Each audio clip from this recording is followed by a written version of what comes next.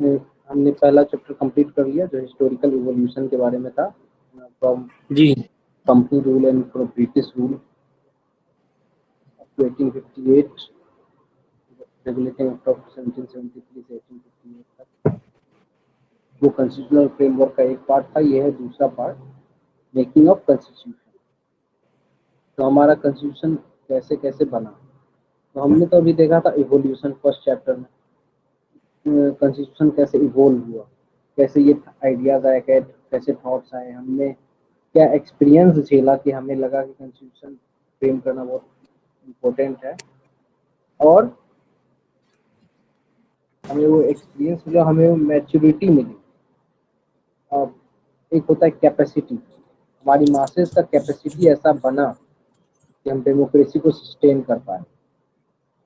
हमसे पहले आज़ाद हुआ था अफगानिस्तान, लेकिन आज वो नेशन नहीं रहा, टूट चुका है वो, जानते हो उसके साथ क्या हुआ। ठीक है, तो कैपेसिटी नहीं था उसके पास, आज़ादी तो पहले मिल गई but masses did not have capacity. ठीक है, तो ये जो कॉन्स्टिट्यूशन है ये दिखाता है कि हमारा फ्रीडम स्ट्रगल कितना स्ट्रांग था। ठीक है, ये दिखाता है कि हमारे फ्रीडम स्ट्रगल को रिप्रेजेंट करता है, रिप्रेजेंट करता है वो 150 साल या 150 साल जो हमने जंग लड़ी उसको रिप्रेजेंट करता है। पहले फ्रीडम मिलना इम्पोर्टेंट नहीं था, लेकिन हमारे मासेस को कैपेसिटी बिल्ड करना ये ज़्यादा इम्पोर्टेंट था। ठीक है, तो ये है second part of our polity, that is making of constitution. तो how did demand rise for constituent assembly, तो डिमांड कैसे आया, हमने फ्रीडम स्ट्रगल हमारा एक पॉइंट है। दूसरा जो पॉलिसी थी, एक्ट था गवर्नमेंट का, रेगुलेटिंग एक्ट ऑफ 1773 से लेके 1935 तक, फिर 1937 में इलेक्शन, फिर कैबिनेट मिशन प्लान, अगस्त प्लान, ठीक है, लाहौर सेशन। ठीक है, तो ये सब एक फैक्टर था। तो सबसे पहले डिमांड कब आया कॉन्स्टिट्यूशन, डिमांड आने से पहले आइडिया का आना जरूरी है।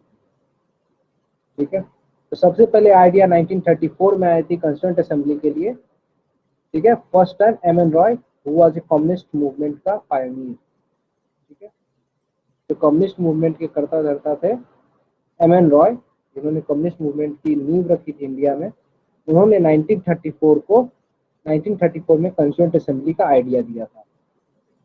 ठीक है, ऐसा क्वेश्चन आ सकता है कि कॉन्स्टिट्यूएंट असेंबली का आइडिया किसने दिया था। It was first put forwarded by M N Roy.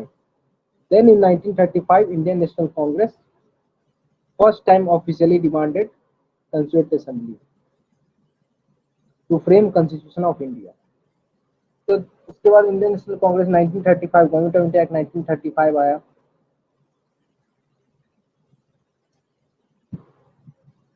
Background में तो वहां पे इंडियन नेशनल कांग्रेस ने डिमांड किया कि हमें भी कॉन्स्टिट्यूशन फ्रेम करना है, तो ऑफिशियल डिमांड था 1935।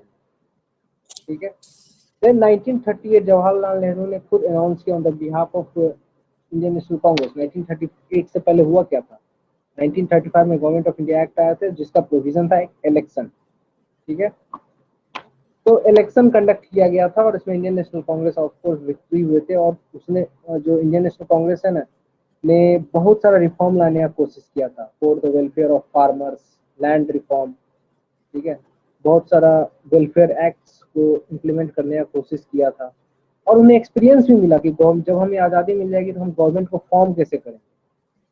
ठीक है, 1937 में ऐसा हुआ। तो 1938 में कॉन्स्टिट्यूएंट असेंबली को जवाहरलाल नेहरू ने कहा कि constitution of India, free India must be framed without any outside interference. ठीक है, इसी को कहते हैं sovereignty. Without any outside interference constituent assembly and constitution will be framed by constituent assembly on the basis of adult franchise। यानी जो भी adult है उनको इक्वल अधिकार मिलेगा वोट करने का।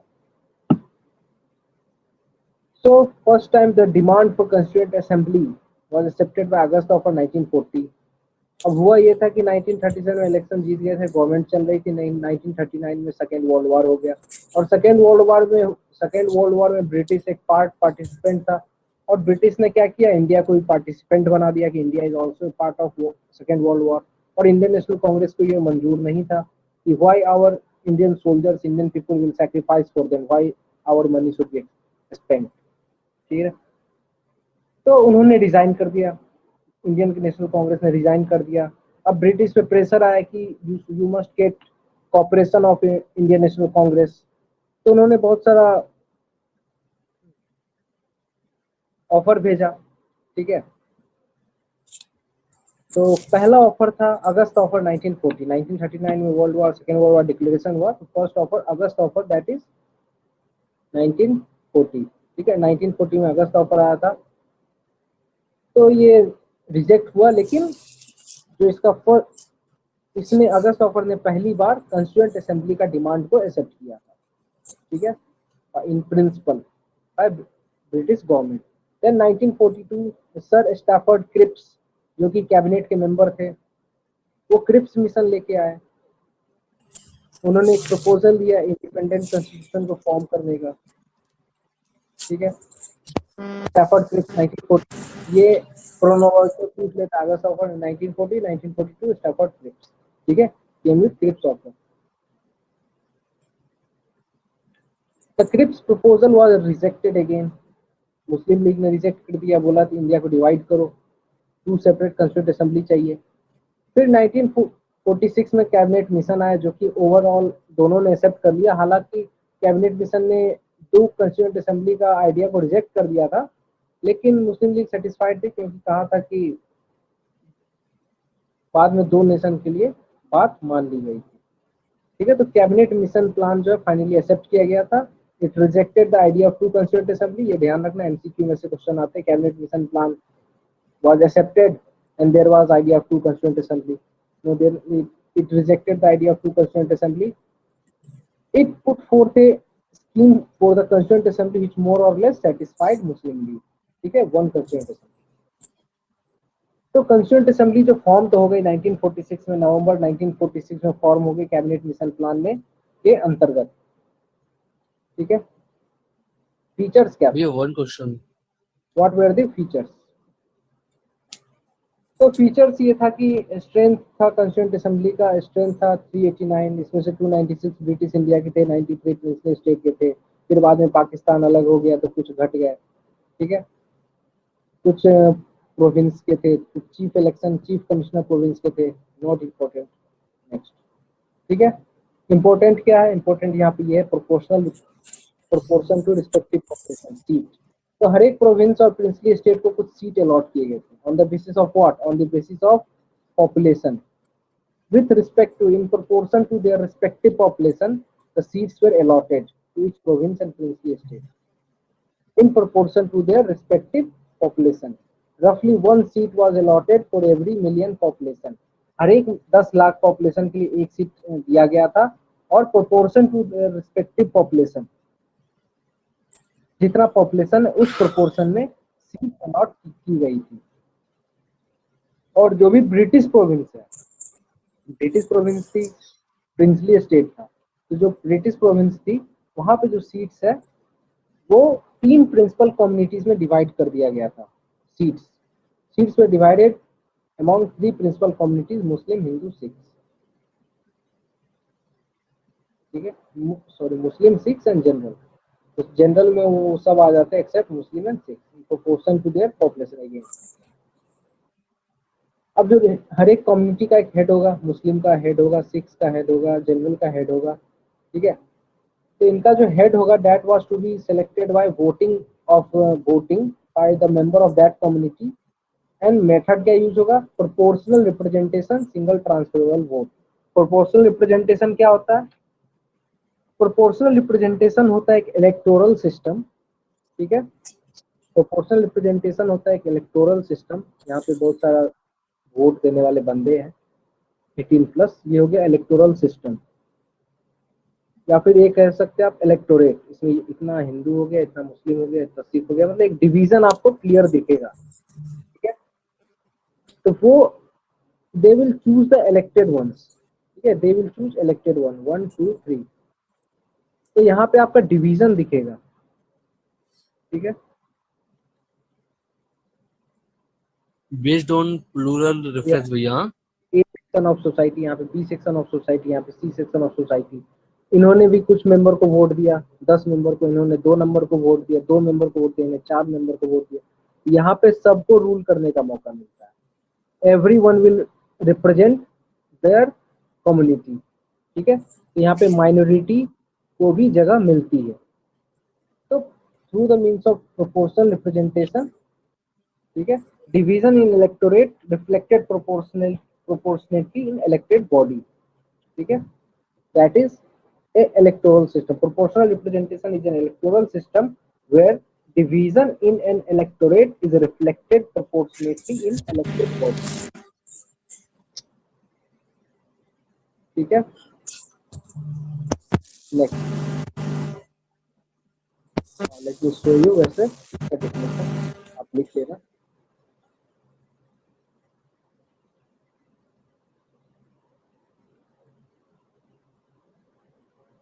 हाँ, प्रोपोर्शनल रिप्रेजेंटेशन क्या है?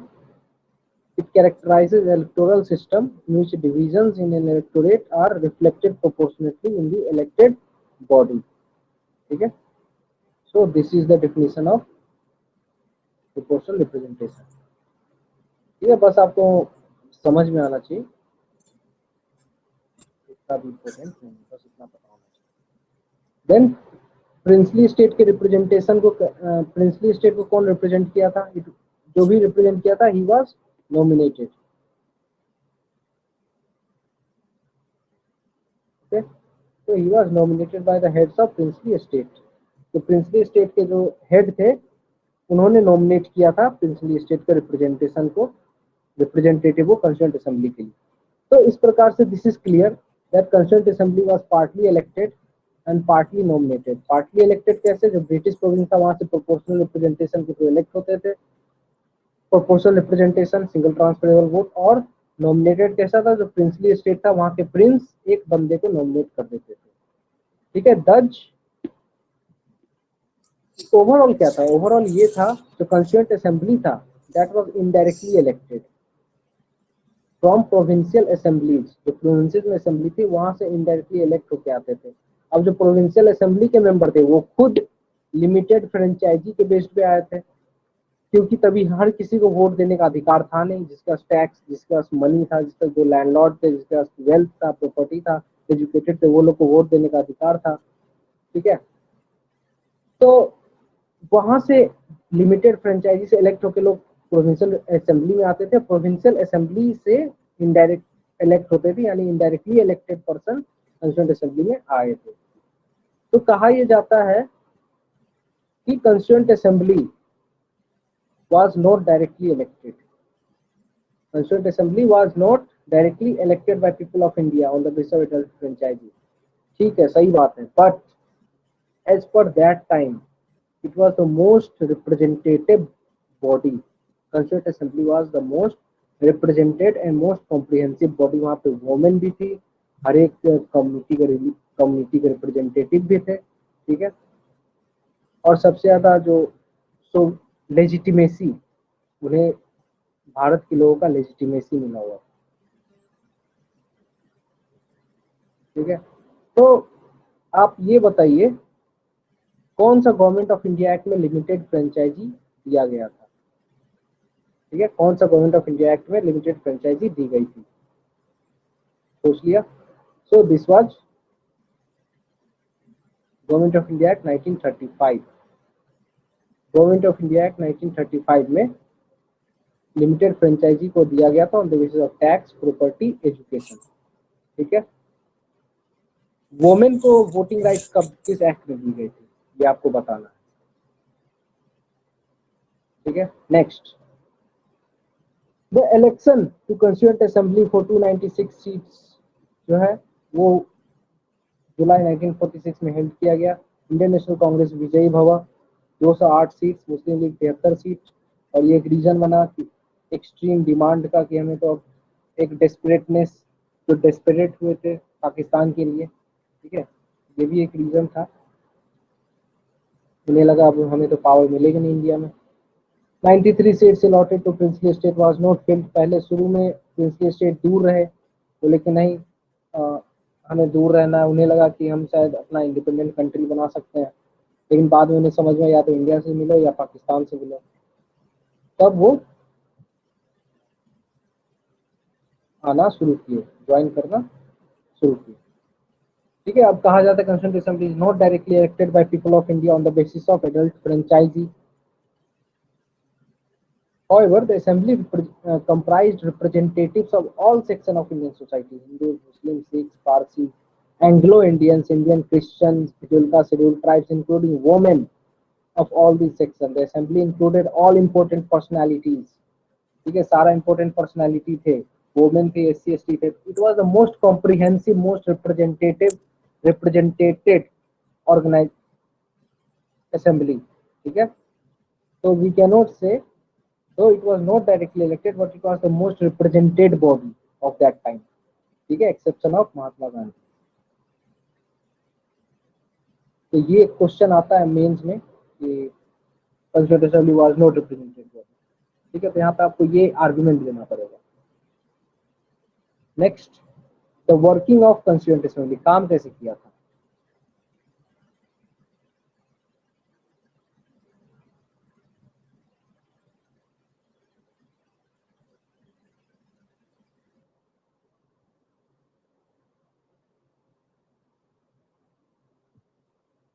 So how the constituent assembly worked.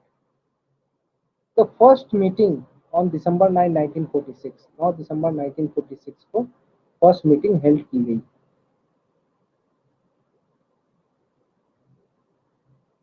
ठीक है, 9 दिसंबर 1946 को कंस्टिट्यूएंट असेंबली का फर्स्ट मीटिंग हेल्ड किया गया।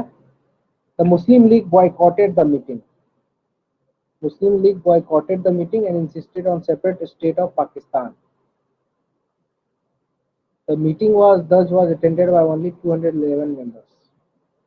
Dr. Sachidanand Sinha.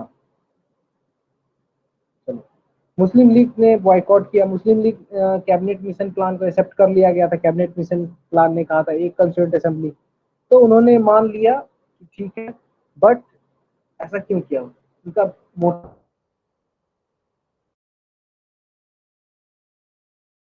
बॉयकॉट करते थे यानी डिस्टर्बेंस क्रिएट करते थे।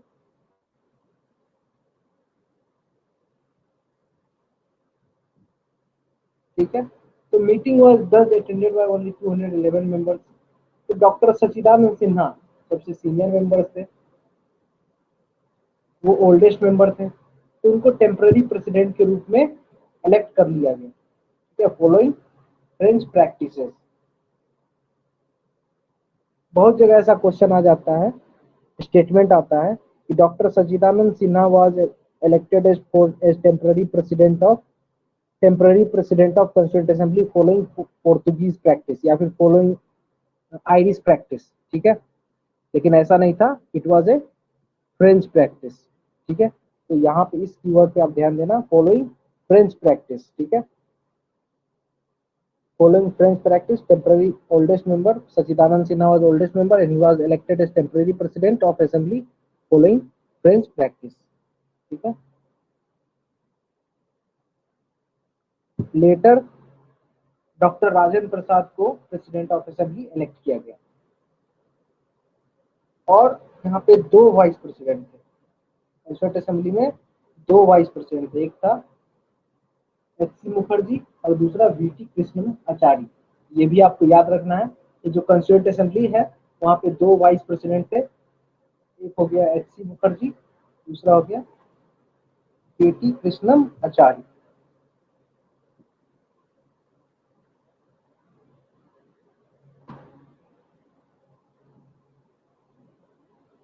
Let's move.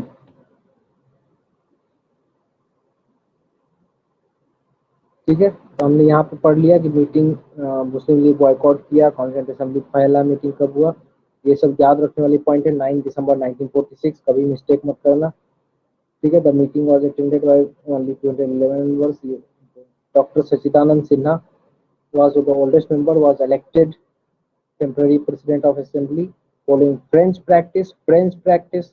Doctor Rajendra Prasad president of assembly बाद में इलेक्ट हो गए और टू वाइस प्रेसिडेंट थे एच.सी. मुखर्जी और वी.टी. कृष्णन आचार्य।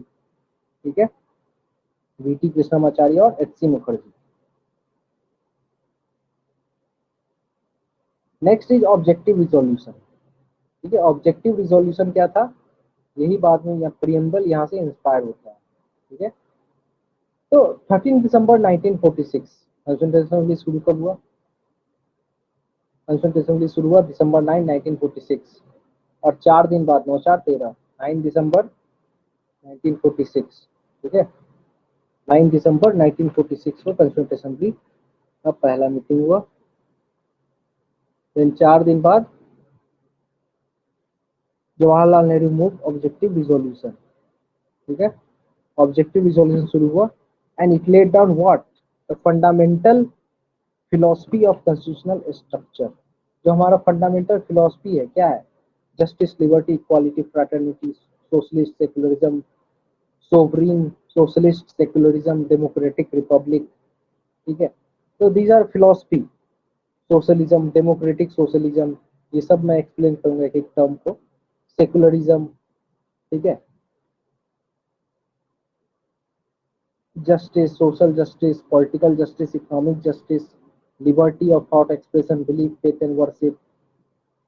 ठीक है, तो ये सब जो फंडामेंटल फिलोसफी था हमारे कॉन्स्टिट्यूशनल स्ट्रक्चर को जो दिया गया, तो ये सब आया कहाँ से, ऑब्जेक्टिव रिजोल्यूशन से। Jawaharlal Nehru move this historic objective resolution on 13 December 1946, ये सब याद रखना है।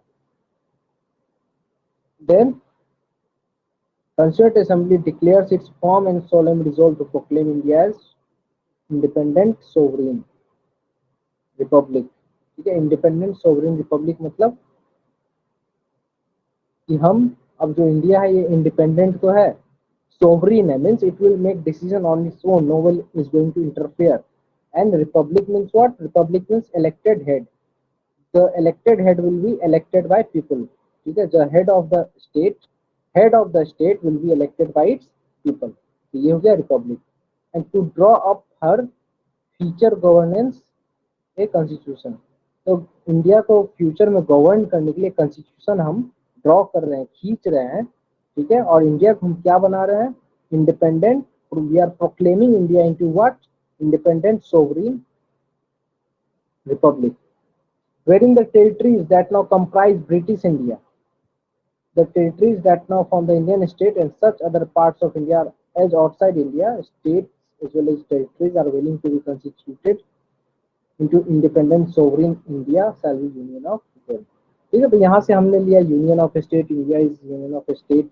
ठीक है, कि जो भी क्योंकि 1946 में आज़ादी नहीं मिली थी, तो जो भी इंडिया के पार्ट है, इंडिया से थोड़ा बाहर है, जो भी इंडिया का हिस्सा बनना चाहते हैं। ठीक है, तो यहाँ पे ये इतना, ये सब याद रखने का जरूरत नहीं है, बस आप रीड कर सकते हैं क्योंकि ये सब प्रीएम्बल पढ़ना ज़्यादा इंपॉर्टेंट है इससे।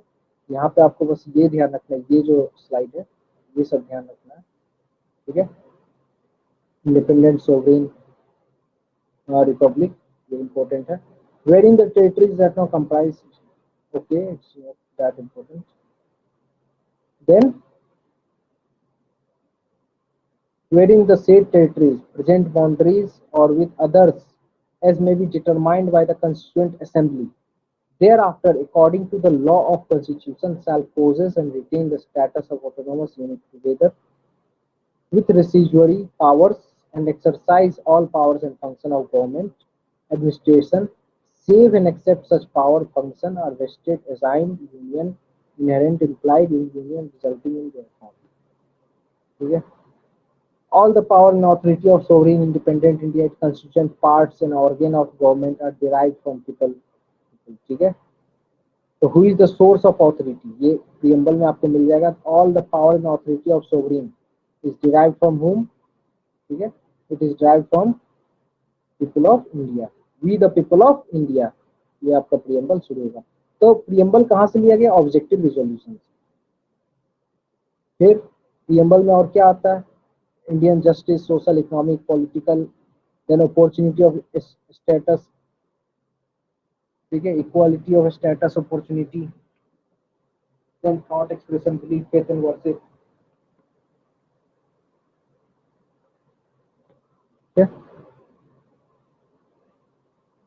नेक्स्ट तो हमने यहाँ पे ये भी बात की कि जो ट्राइबल एरियाज है, बैकवर्ड है, डिप्रेस्ड है, ओवर क्लास, उनको सेफगार्ड दिया जाएगा, यानी सोशल जस्टिस हो गया ये, टू मेंटेन द इंटीग्रिटी, ठीक है, ये भी हमारे प्रीएम्बल में mention, integrity of republic, sovereign rights on land sea according to justice. The ancient land attains its rightful and honored place in the world, makes it full and willing contribution to the promotion of world peace and welfare of mankind। ठीक है, ये तो हमारा objective resolution, promotion of world peace, ये कहाँ mention है world peace, article 51 बीपीएसपी। ठीक है, this resolution was unanimously adopted by assembly on, बिना किसी रोक टोक के असेंबली में 22 जनवरी 1947 को अडॉप्ट की। ये आप चाहो तो याद रख सकते हो, 22 जनवरी, 13 जनवरी को मूव किया गया और 22 जनवरी 1947 को, 13 दिसंबर 1946 को इसे मूव किया गया और 22 जनवरी 1947 को अडॉप्ट कर लिया गया। It influence the eventual shaping, it influenced the eventual shaping of what? The constitution. Constitution then forms the preamble. It modified version of the objective resolution became what? Preamble of the present constitution. फिर independence act आया 1946 में, इसने क्या क्या change किया? तो जो representative थे प्रिंसली स्टेट के, बाद में ज्वाइन कर लिए। 28 अप्रैल 1947 को representatives of 6 states, Baroda, Bikaner, Jaipur, Patiala, Rewa, Udaipur, ठीक है, तो ये सब भी पार्ट बन गए असेंबली का। Mountbatten plan, cabinet mission plan तो आया था, जो कि बोला था कि एक असेंबली रहेगा, one president assembly, no division, but Mountbatten plan के 3 जनवरी 1946 को डायरेक्ट एक्शन रेड हुआ था 1946 में। 3 जून 1947 माउंट बैटन प्लान आया, इसको एक्सेप्ट कर लिया गया। ठीक है, भाई साहब को जल्दी थी तो इसे एक्सेप्ट कर लिया गया, पार्टीशन ऑफ कंट्री को एक्सेप्ट कर लिया गया। जो representative of most of other princely state took there seat in assembly, जो मेंबर्स थे मुस्लिम लीग के, वो Indian from the Indian dominion also entered the assembly. ठीक है, तो हुआ क्या, इंडियन इंडिपेंडेंस एक्ट आने के बाद और माउंट बैटन प्लान के एक्सेप्टेंस के बाद जो पार्टीशन के लिए बोला था वो मान लिया गया, तो 2 कॉन्स्टिट्यूएंट असेंबली बन गई। ठीक है, 3 जून 1947 को माउंट बैटन प्लान को एक्सेप्ट कर लिया गया था। ठीक है, ये सब डेट याद रखना, क्रोनोलॉजी वाले क्वेश्चन पूछ लेते आज, आजकल यूपीएससी में भी ऐसा पूछ रहे हैं। 2018 में आया था, 17 में आया था। Assembly was made full sovereign body, full sovereign body बना दिया गया और कहा कि आप कोई भी कॉन्स्टिट्यूशन फ्रेम कर सकते हो, आपके पास पावर है कि जो पहले का लॉ उसे आप अल्टर कर सकते हो, ब्रिटिश पार्लियामेंट के किसी भी लॉ को हटा सकते हो। ठीक है, असेंबली को लेजिस्लेटिव बॉडी बना दिया गया, तभी तो पार्लियामेंट थी नहीं, पार्लियामेंट तो बन रही थी। तो जो भी लॉ पास करेंगे, लेजिस्लेशन करेंगे, वो कॉन्स्टिट्यूएंट असेंबली करेगी। 2 सेपरेट फंक्शन, मतलब हमारे कॉन्स्टिट्यूएंट असेंबली के पास था, पहला क्या था, making of constitution for free India, और दूसरा क्या था, enacting of ordinary law.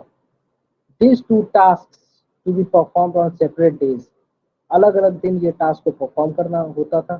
ठीक है, कुछ दिनों पे कॉन्स्टिट्यूएंट असेंबली कॉन्स्टिट्यूशन बनाती थी और कुछ दिन वो क्या करती थी, लेजिस्लेशन करती थी। Whenever the assembly met at constituent, अब यहाँ पे इम्पोर्टेंट है, whenever the assembly met as constituent body, जब वो कॉन्स्टिट्यूएंट असेंबली बनाती थी तो it was chair by doctor Rajendra Prasad, और जब लेजिस्लेटिव बॉडी के रूप में आती थी it was chair by GV मोवलांकर। ठीक है, it was chair by GV मोवलांकर।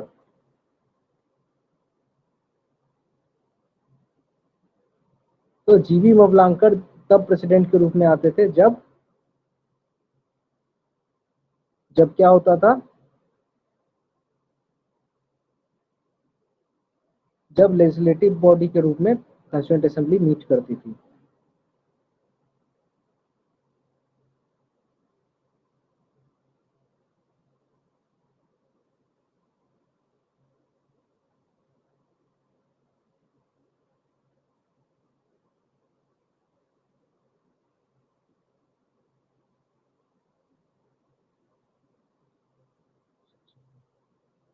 Okay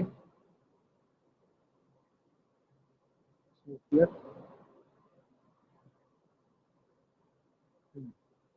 तो इंडियन इंडिपेंडेंस एक्ट ने ये सब चेंज, क्या क्या चेंज लाया, बिकेम ए लेजिस्लेटिव बॉडी।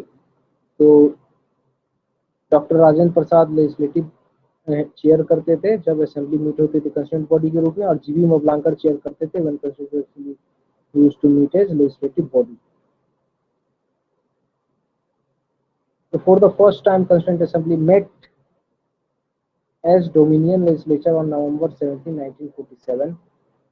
ठीक है, तो 1947 नवंबर 17 में पहली बार लेजिस्लेटिव बॉडी के रूप में कंस्टिट्यूंट असेंबली ने मीटिंग किया था और जीवी मोबलांकर को अपना इलेक्ट किया था as a speaker.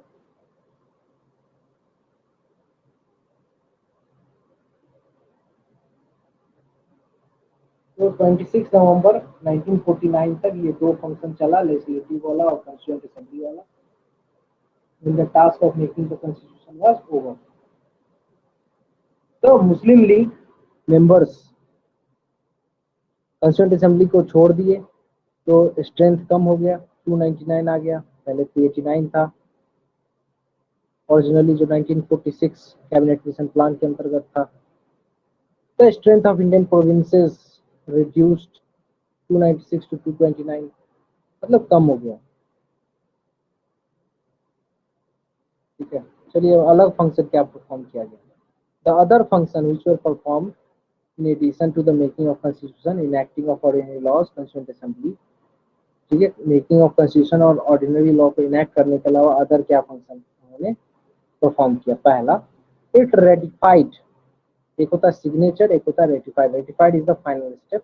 It ratified the India's membership of commonwealth in 1949।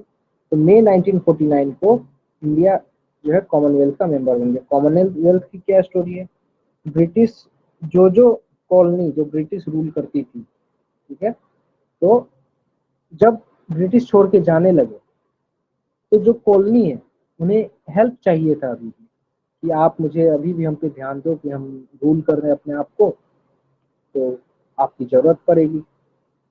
तो एज ए हेल्प वो सब मेंबर बन गए कॉमनवेल्थ के। यहाँ पे कोई कंपलसरी नहीं था, as a family means as a heritage इसे आप कह सकते हो कि कॉमनवेल्थ के मेंबर वो सब है। और कॉमनवेल्थ के जो मेंबर है उनका एक दूसरे के बीच में डिप्लोमेट एम्बेसी नहीं होता है, हाई कमीशन नहीं होता है। ठीक है, इंडिया का पाकिस्तान में हाई कमीशन है, पाकिस्तान का इंडिया में हाई कमीशन है। ठीक है, तो इंडिया मेंबरशिप ऑफ कॉमनवेल्थ इन मई 1949 को रेटिफाई किया गया। नेशनल फ्लैग अडॉप्ट किया गया 22 जुलाई 1947 और नेशनल एंथम को बाद में अडॉप्ट किया गया 24 जनवरी 1950, 26 जनवरी से 2 दिन पहले। तो ये आपको क्रोनोलॉजी में याद रखना है क्योंकि क्वेश्चन तो आएगा। ठीक है, तो सबसे पहले इंडिया ने क्या, कॉन्स्टिट्यूएंट असेंबली ने क्या काम किया, कॉमनवेल्थ का मेंबरशिप 1949, ये पहला काम नहीं था, पहला काम था नेशनल फ्लैग 22 जुलाई 1947। 22 जुलाई 1947 को नेशनल फ्लैग को अडॉप्ट किया गया। ठीक है, देन कॉमनवेल्थ का मेंबरशिप को रेटिफाई किया गया। Then it adopted national anthem on 24 January 1950। ठीक है, नेशनल एंथम तो नेशनल सॉन्ग भी पीछे क्यों रखे रहेगा, नेशनल सॉन्ग को भी उसी दिन 24 जनवरी 1950 को अडॉप्ट किया गया। अब नेशनल एंथम आ गया, नेशनल सॉन्ग हो गया, तो आप प्रेसिडेंट को पीछे कैसे छोड़ सकते हो। तो प्रेसिडेंट को भी उसी दिन 24 जनवरी 1950 को डॉक्टर राजेंद्र प्रसाद इलेक्ट किया गया, क्योंकि 26 जनवरी को रिपब्लिक डे है और रिपब्लिक डे के दिन रिपब्लिक का हेड ही ना रहे, वो कैसे हो सकता है। तो 2 दिन पहले 24 जनवरी को डॉक्टर राजेंद्र प्रसाद को इलेक्ट कर दिया गया as a first president. Then 24 जनवरी को नेशनल सॉन्ग, 24 जनवरी को नेशनल एंथम, लेकिन नेशनल फ्लैग बहुत पहले आ गया 22 जुलाई 1947।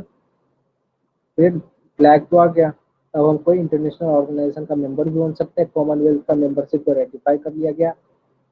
Then national anthem national song को अडॉप्ट किया गया, प्रेसिडेंट को इलेक्ट कर लिया गया, first president of India doctor Rajendra Prasad from Bihar. ठीक है, in all the constituent assembly at 11 sessions over 2 years 11 months 18 days। तो constituent assembly में टोटल 11 सेशन चला, 2 साल 11 महीने 18 दिन तक। The constitution maker had gone through constitution of 60 countries. 60 country, 60 country के कॉन्स्टिट्यूशन के थ्रू हमारे कॉन्स्टिट्यूशन मेकर गए थे। जिससे हमें क्या फायदा हुआ, जिससे हमें एक्सपीरियंस मिला, हमें दूसरों की गलतियों से सीखने का मौका मिला। दूसरे कंट्री ने भी कुछ कुछ एक्सपीरियंस किया होगा अच्छा बुरा, उसने हमने अपने इंडियन वर्जन में मॉडिफाई किया और हमने अडॉप्ट किया। So we prudently adopted the good provision of other constitution। तो टोटल खर्चा कितना हो गया था, 64 lakh. On 24 January 1950 constituent assembly held its final session. तो 24 जनवरी 26 जनवरी से 2 दिन पहले, ठीक है, 26 जनवरी से 2 दिन पहले बहुत कुछ हो गया। National song, national anthem, president और कॉन्स्टिट्यूएंट असेंबली का फाइनल सेशन। और कॉन्स्टिट्यूएंट असेंबली अभी खत्म नहीं हुआ था, प्रोविजनल पार्लियामेंट के रूप में काम करना था। हमारा पार्लियामेंट बना कहाँ था अभी, तो प्रोविजनल पार्लियामेंट ऑफ इंडिया के रूप में 26 जनवरी 1950 से काम करना था, जब तक नया पार्लियामेंट बन न जाए। ठीक है, after the first general election कब हुआ, 1951 1952। ठीक है, तब तक जरा देखिए हमारा फुटनोट क्या कहता है। The provisional parliament cease to exist on April 17 1952। जो प्रोविजनल पार्लियामेंट जो कि कंस्टिट्यूएंट असेंबली है, that ceased to exist on April 17। The first elected parliament with the two houses came into being May 1952। तो ऐसा भी क्वेश्चन आ सकता है कि first elected parliament with two houses came into being on what year, 1951। जाहिर सी बात है 1951 ही मारोगे। ठीक है, तो ये ध्यान रखना 1952 होगा। ठीक है, it was not 1951 but it was 1952। ठीक है, तो मैं ये बताना चाहता हूँ, देखो रीडिंग तो आप ऐसे ही मार सकते हो, लेकिन यहाँ पे हर एक पॉइंट पे जो गाइड करना है, क्या इंपॉर्टेंट है क्या इंपॉर्टेंट नहीं है, क्या याद रखना है, कहाँ से क्वेश्चन आपका गलत हो सकता है, यही टीचर का काम होता है और यही मैं कर रहा हूँ। ठीक है, तो मैं अपना एक्सपीरियंस आपके साथ शेयर कर दे रहा हूँ जब मैं आपको एक्सप्लेन कर रहा हूँ। तो ऑन 24 जनवरी 1950 कॉन्स्टिट्यूएंट असेंबली ने फाइनल सेशन को हेल्ड किया।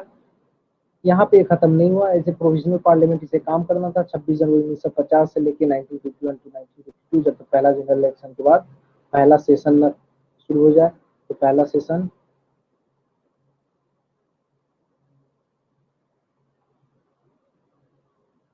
ठीक है, तो पहला सेशन कब हुआ, तो पहला सेशन हुआ मई 1952। First elected parliament with two house came into being. ठीक है, then committees of constituent assembly, what are the committees? The constituent assembly appointed a number of committees to deal with different tasks of constitution making। तो constituent assembly ने बहुत सारे committee को form किया था। हमारे पार्लियामेंट भी कमिटी फॉर्मेशन होता है। ठीक है, 8 मेजर कमिटी था, यहाँ से ये आपको याद रखना चाहिए, 8 मेजर कमिटी था। ठीक है, और अदर वेयर माइनर कमिटी। तो मेजर कमिटी कितना था, 8, और बाकी जो क्या थे माइनर कमिटी थे। तो 8 मेजर कमिटी क्या क्या थे, पहला हो गया यूनियन पावर कमिटी। तो प्राइम मिनिस्टर हमारे जवाहरलाल नेहरू थे, तो सबसे पावरफुल पर्सन तो वही रहेंगे। पावर कमिटी किसका हो गया, जवाहरलाल नेहरू का। ठीक है, देन सबसे पावरफुल बंदा जो है वो यूनियन कॉन्स्टिट्यूशन कमिटी का भी मेंबर था। ठीक है, तो हमारे यूनियन कॉन्स्टिट्यूशन कमिटी जो उनका हेड कौन थे, जवाहरलाल नेहरू। तो सरदार पटेल ने क्या इंपॉर्टेंट काम किया था, उन्होंने देश को जोड़ा था। ठीक है, जो भी प्रोविंसेस है, प्रोविंशियल कॉन्स्टिट्यूशन, ठीक है, प्रोविंसेस को जोड़ने का काम किया था सरदार वल्लभ भाई पटेल। तो किसके हेड बन गए, प्रोविंशियल कॉन्स्टिट्यूशन कमिटी। ठीक है, drafting committee B R Ambedkar. ये क्वेश्चन कहीं भी आ सकता है, बहुत कॉमन सी बात है, ये पता होनी चाहिए। ड्राफ्टिंग कमिटी जिन्होंने कॉन्स्टिट्यूशन को ड्राफ्ट किया था doctor Ambedkar, doctor B R Ambedkar. ठीक है, then advisory committee on fundamental right, minorities and tribal excluded areas. ठीक है, इसका सरदार पटेल। ठीक है, सरदार पटेल। तो जो भी फंडामेंटल राइट का बात था, माइनॉरिटीज, ट्राइबल, अब देखो ये सब होम अफेयर में आता है ना, ट्राइबल एरियाज, एक्सक्लूडेड एरियाज। ठीक है, तो सरदार पटेल तो हमारे पहले होम मिनिस्टर भी थे। ठीक है, तो ऐसे आप याद रख सकते हो, committee on fundamental right, minorities, tribal areas. Then provincial constitution committee Sardar Patel, then other जो पावरफुल था union power committee Jawaharlal Nehru, he was powerful person prime minister, then union constitution committee, ठीक है, यूनियन कॉन्स्टिट्यूशन प्रोविंशियल कॉन्स्टिट्यूशन, ठीक है, union के हो गए Jawaharlal Nehru, provincial constitution का बात होगा तो it was Sardar Patel, don't get confuse, ठीक है, प्रोविंशियल सरदार पटेल, यूनियन जवाहरलाल नेहरू, ठीक है।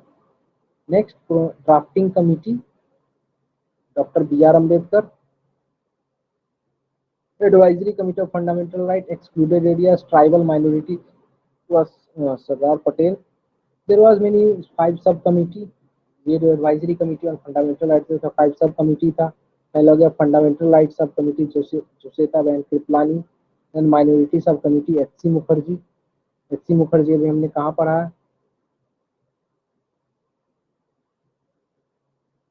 ठीक है।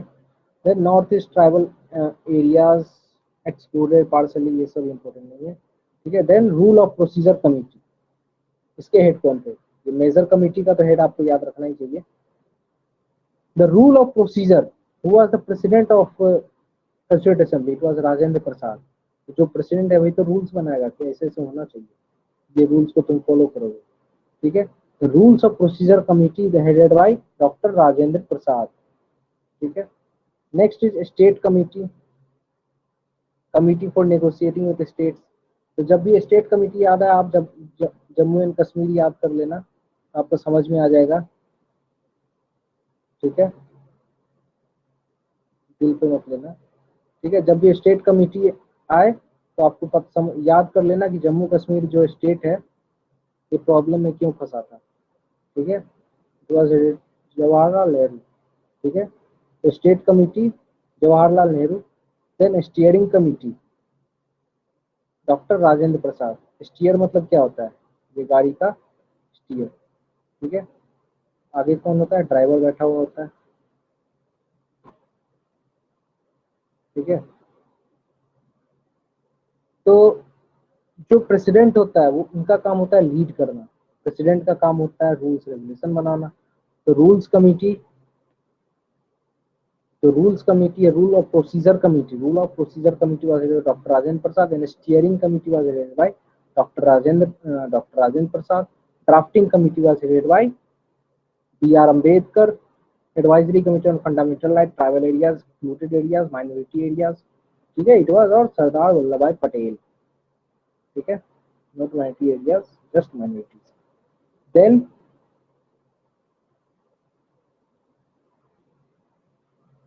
ठीक है, steering committee doctor Rajendra Prasad, और state committee it was Jawaharlal Nehru. State committee union committee Jawaharlal Nehru, provincial constitution committee union constitution committee Jawaharlal Nehru, provincial constitution committee हो गया सरदार वल्लभ भाई पटेल, ठीक है। Then minor committee finance and staff committee it was doctor Rajendra Prasad, ठीक है, ही इज द प्रेसिडेंट। तो उन्हें steering करना, आगे बढ़ाना है गाड़ी को, फाइनेंस स्टाफ देखेंगे। Credential committee doctor Alladi Krishna स्वामी अय्यर, ठीक है, अल्लादी कृष्ण स्वामी अय्यर, ठीक है, अल्लाह भी है और कृष्ण भी है। तो क्रीडेंशियल मतलब जिस पे भरोसा किया जाए, ठीक है। तो अल्लादी और कृष्ण स्वामी अय्यर पे आप भरोसा कर सकते हो।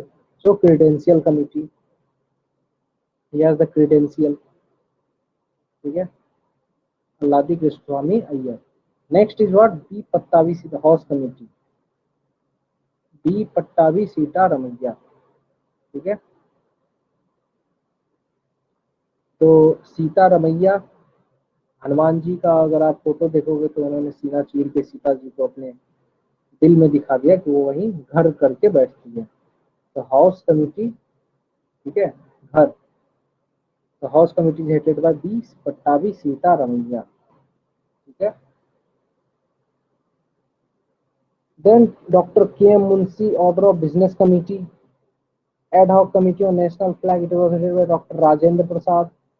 जी B Mavalankar, the function of constituent assembly,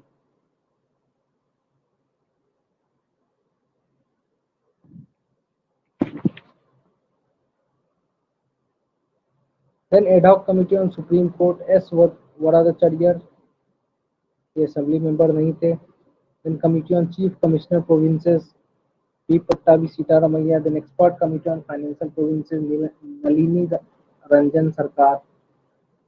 expert committee on financial provision of union constitution Nalini Ranjan Sarkar. ठीक है, तो ये फीमेल नाम है, तो वुमेन का नाम आप याद रखना जो कॉन्स्टिट्यूंट असेंबली के मेंबर थे। ठीक है, ये आपको काम आ सकता है आंसर राइटिंग में और क्वेश्चन फ्री में भी आ सकता है। Nalini Ranjan Sarkar was not assembly member but she was expert committee on financial provision of union constitution. Then linguistic provinces committee जो है इसके धार कमिटी। ठीक है, ये याद रखना लिंग्विस्टिक प्रोविंसेस कमीशन के, ये सब अभी माइनर कमिटी का बात है। ठीक है, then special committee to examine draft committee. Then press gallery committee Usha Nath. Ad hoc committee on constitution S Varadachariar. ठीक है, ये इंपॉर्टेंट है 10th one. Linguistic commission provinces commission इसके Dhar. Then comes drafting constitution.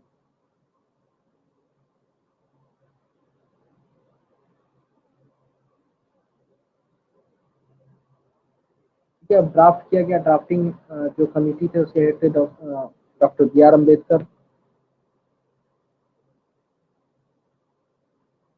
all the committees of Constituent Assembly, the most important committee was drafting committee 29 अगस्त 1947 को। तो इसका task था पूरा प्रिपेयर करना। ठीक है, it consist of 7 members. Doctor B R Ambedkar was chairman. ठीक है, अदर मेंबर थे N Gopalaswami Ayyangar, Alladi Krishna Swami Iyer, doctor K M Munshi, Syed Mohammad Saadulla and Madhav Rao. ठीक है, टी कृष्णाचार्य। तो ड्राफ्टिंग कमिटी के 7 मेंबर्स थे। The drafting committee, after taking into consideration the proposal of various committees, prepared the first draft of the Constitution of India, published in February 1948. तो पहला draft है वो 1948 में पब्लिश हुआ। फिर 8 महीने दिए गए पीपल ऑफ इंडिया को डिस्कस करने के लिए और अमेंडमेंट को प्रपोज करने के लिए। फिर बहुत सारे क्रिटिसिज्म कमेंट सजेशन को ध्यान में रखते हुए सेकेंड ड्राफ्ट बनाया गया अक्टूबर 1948 को। तो ड्राफ्टिंग कमिटी कुल मिला के 6 महीने का टाइम दिया, 6 month to prepare the draft और 141 डेज के लिए बैठा। अब आता है इनैक्टमेंट ऑफ कॉन्स्टिट्यूशन का पार्ट। कॉन्स्टिट्यूशन को हमने इनैक्ट कर लिया। तो doctor B R Ambedkar introduced the final draft of the constitution in assembly on 4 November 1948। 4 नवंबर 1948 को पहला रीडिंग हुआ। ठीक है, फाइनल ड्राफ्ट दिया गया। फर्स्ट रीडिंग हुआ 4 नवंबर 1948। असेंबली ने जनरल डिस्कशन किया 5 दिन तक। देन सेकेंड रीडिंग हुआ 15 नवंबर 1948। तो ईयर याद रखना 1948 में रीडिंग हो रहा है और ended on 17 October 1949। First reading 4 November, second reading 15 November 1948 and it ended on 17 October 1949. So during this stage 7,653 amendments propose किए गए। 2,473 वाले एक्चुअल डिस्कस भी हुए। ठीक है, थर्ड रीडिंग जो है वो स्टार्ट किया गया 14 नवंबर 1949। फर्स्ट और सेकेंड जो है आपको 1948 में ही हो गया। ठीक है, 1948 में फर्स्ट रीडिंग 4 नवंबर 1948, 15 नवंबर 1948। ठीक है, देन 1949 में थर्ड रीडिंग होता है, 14 नवंबर को स्टार्ट हुआ। डॉक्टर बी आर अम्बेडकर ने एक मोशन मूव किया। ठीक है, the constitution as settled by the assembly be passed. ठीक है, 14 नवंबर 1949 को डॉक्टर अम्बेडकर ने एक मोशन मूव किया। This is very important. ठीक है, द थर्ड रीडिंग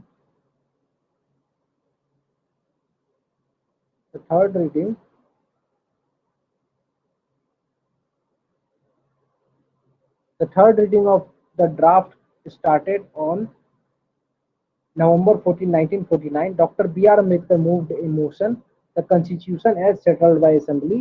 assembly ने जो constitution को settle किया वो pass। ठीक है, the motion on draft constitution declared was passed on 26 November 1949 and received the signatures of members and president।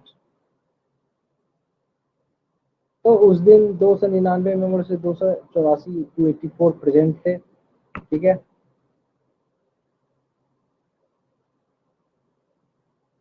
तो कॉन्स्टिट्यूशन जिस दिन अडॉप्ट किया गया वही डेट प्रियम्बल में मेंशन्ड है, ठीक है। This is also the date mentioned in, तो the motion of draft constitution was declared as passed on 26 November 1949, और 26 नवंबर 1949 ही डेट है जो कि प्रियम्बल में भी मेंशन किया गया है। 26 November 1949 the constitution was adopted, question रहेगा कॉन्स्टिट्यूशन इनैक्टेड, इनैक्टेड नहीं, enacted on 26 January but adopted on 26 November 1949 containing a preamble, 395 articles, 8 schedule, ठीक है, 8 schedule, 395 articles, a preamble, and the constitution was adopted on November 26, 1949, ठीक है। The preamble was enacted after entire constitution was already enacted, preamble को सबसे last में enact किया गया, ठीक है, पूरा कॉन्स्टिट्यूशन को इनैक्ट करने के बाद। ऐसा क्यों हुआ?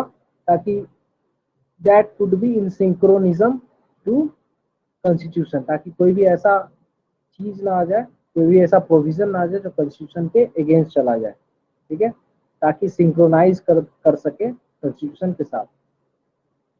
तो प्रियम्बल सबसे लास्ट में बनाया गया frame. The preamble was enacted, preamble को लास्ट में इनैक्ट किया गया after entire constitution was enacted. तो constitution was adopted on 26 November 1949। तो बी आर अम्बेडकर उस समय लॉ मिनिस्टर थे, उन्होंने ड्राफ्ट कॉन्स्टिट्यूशन पायलट किया, प्रोमिनेंट पार्ट किया, उन्होंने डेलिब्रेशन में बहुत सारा डिस्कशन, बहुत सारे मुद्दों पे डिबेट दिया, ठीक है, बहुत इंपॉर्टेंट डिबेट दिया उन्होंने, ठीक है। ही वॉज नोन फॉर, वो अपने लॉजिकल फोर्सफुल परसुएसिव आर्गुमेंट, आप उनका आर्गुमेंट सुनना है यूट्यूब पर, ठीक है, on the floor of assembly जो भी देते थे, ठीक है, तो बहुत ज्यादा लॉजिकल और बहुत ज्यादा रीजनेबल होता था, इसलिए उन्होंने बहुत अहम भूमिका निभाई कॉन्स्टिट्यूशन को फ्रेम करने में। ही इज, ठीक है, बहुत कॉम्प्रिहेंसिव और बहुत ज्यादा प्लुरल सोसाइटी को एक्सेप्टेंस वाला एक कॉन्स्टिट्यूशन को फ्रेम किया गया। और डॉक्टर बी आर अम्बेडकर हम फादर ऑफ कॉन्स्टिट्यूशन भी कहते हैं, ठीक है, father of constitution of India. He was a brilliant writer, ठीक है, he was constitutional expert, undisputed leader of scheduled caste and chief architecture of constitution of India, and he is also known as modern Manu, ठीक है, ये सारा line mains में लिखने वाला है, ठीक है। देन इन्फोर्समेंट ऑफ कॉन्स्टिट्यूशन, अब इन्फोर्समेंट ये शायद लास्ट टॉपिक है।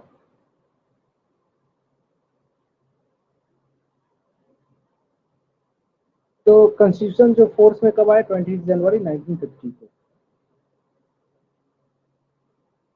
तो ये सब जो आर्टिकल है ये सब फोर्स में आ गया 26 नवंबर 1949 को।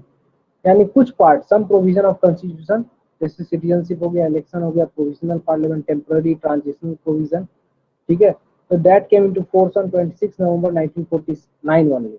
मतलब कुछ पार्ट पहले आ गया, जो रिमेनिंग प्रोविजन था that came into force on 26 January 1950। तो ये भी एक ट्रिकी क्वेश्चन हो सकता है। तो हमारे कॉन्स्टिट्यूशन का कुछ part came into effect came into force on 26 November 1949. Remaining part came into force on 26 January 1950. तो 26 जनवरी 1950 को हम क्या कहते हैं? डेट ऑफ कमेंसमेंट, और इसे हम रिपब्लिक डे भी कहते हैं। तो कब कमेंस हुआ? 26 जनवरी 1950 को। अब 26 जनवरी 1950 ये कमेंसमेंट का डेट क्यों चुना गया? इसके पीछे हिस्टोरिकल रीजन था। 1930 में हमने कहा था 26 जनवरी को हम पूर्ण स्वराज मनाएंगे। कब कहा था? लाहौर सेशन, जो कि दिसंबर 1929 इंडियन नेशनल कांग्रेस ने अटेंड किया हुआ था। तो Lahore session 1929, Lahore session Indian National Congress का जो लाहौर सेशन जो 1929 में हुआ था, वहां पे जवाहरलाल नेहरू ने कहा था कि 26 जनवरी from 26 January, next 26 January it will be our complete freedom day, ठीक है, पूर्ण स्वराज दिवस, ठीक है। उसी के मेमोरेंस में, मेमोरी में हमने 26 जनवरी 1930 को डेट ऑफ कमेंसमेंट चूज किया और पूर्ण स्वराज डे को याद करते हुए हमने 26 जनवरी को रिपब्लिक डे बनाया।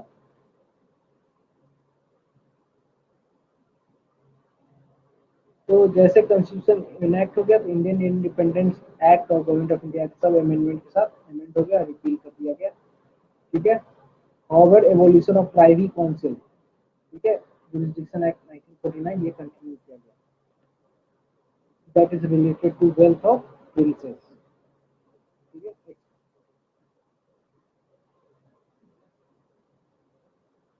Then expert committee of Congress. While election to Constituent Assembly were still in progress on 8 July 1946, Congress party ने बहुत सारा एक्सपर्ट कमेटी बनाया था कंस्टिट्यूएंट असेंबली के लिए, ठीक है। The committee consist of following members, ये जो एक्सपर्ट कमेटी था उसमें फॉलोइंग मेंबर थे: जवाहरलाल नेहरू चेयरमैन थे, एम असफ अली मेंबर थे, के M Munshi, N Gopalaswami Ayyangar, K T Shah, D R Gadgil, Humayun Kabir, K Santhanam, ठीक है। विकीपीडिया से 2-2 लाइन 3-3 लाइन सबके बारे में आप पढ़ सकते हो।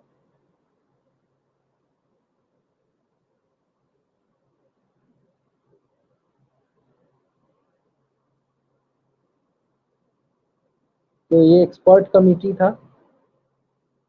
एक्सपर्ट कमेटी ऑफ कांग्रेस, ये 8 जुलाई 1946 को फॉर्म किया गया, ठीक है, जब कंस्टिट्यूएंट असेंबली प्रोग्रेस में था। तो एक्सपर्ट कमेटी क्यों फ्रेम किया गया? ताकि कंस्टिट्यूएंट असेंबली के लिए मैटर को प्रिपेयर किया जा सके। The committee consist of following member: Jawaharlal Nehru, M Asaf Ali, K M Munshi, N Gopalaswami Ayyangar, K T Shah, D R Gadgil, Humayun Kabir, K Santhanam, ठीक है। Santhanam committee, D R Gadgil, K T सा, ये सब का नाम एक बार आप विकिपीडिया पे पढ़ लेना। The committee had 2 sittings, the first at New Delhi from 20 to 22 July 1946, second at Bombay August 15 to 17 1946.